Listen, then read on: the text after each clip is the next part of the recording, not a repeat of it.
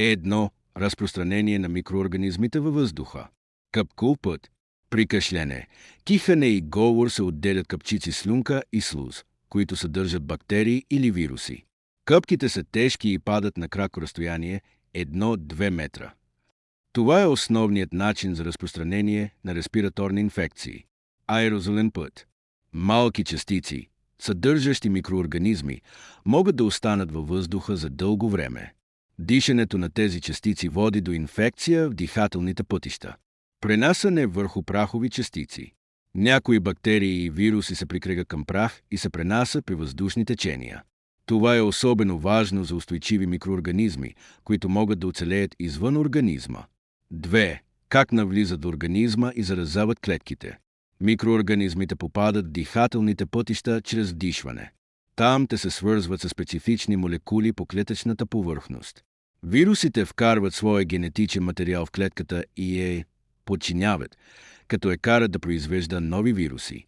Бактериите се прикрегят към клетките, някои проникват вътре и използват клетъчните ресурси за размножаване. Размножаването им уврежда клетките и води до симптоми на инфекцията. 3. Как да се предпазим?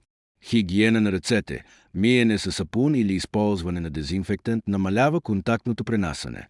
Проветляване. Свежият въздух намалява концентрацията на вируси и бактерии. Маски намаляват вдишването на къпчици и аерозоли. Избягване на близък контакт с болни ограничава риска от къпков път. Ваксини активират имунната система срещу специфични микроорганизми. Поддържане на имунитета. Сън, хранене, физическа активност. 4. Видове вируси. ХИВ, хепатит Б, вирус на ебола, аденовирус, грипен вирус, вирус на Б.С., бактериофаг, папиломавирус, ротавирус, херпес вирус. 5. Интересни факти за вирусите. ХИВ – вирус, който атакува имунната система и може да доведе до спин. Хепатит Б – вирус, който засага черния дроб и причинява възпаление, понякога хронично увреждане. Вирус на ебола причинява тежка хеморагична треска, често с много висока смъртност. Аденовирус причинява настинки, възпаление на очите, инфекции на дихателните пътища и стомашно-чревни инфекции. Грипен вирус причинява сезонен грип, води до висока температура, болки в тялото и кашлица. Вирус на Б.С. заразява нервната система.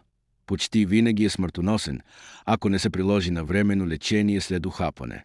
Бактериофаг вирус, който заразява бактерии и ги унищожава. Използва се и в научни изследвания. Папиломавирус или HPV причинява брадавици и може да доведе до рак на маточната шийка или други видове рак. Ротавирус причинява тежка диария и повръщане, най-често при малки деца. Херпес вирус причинява херпеси по устните, гениталиите или тялото и остава латентен в организма.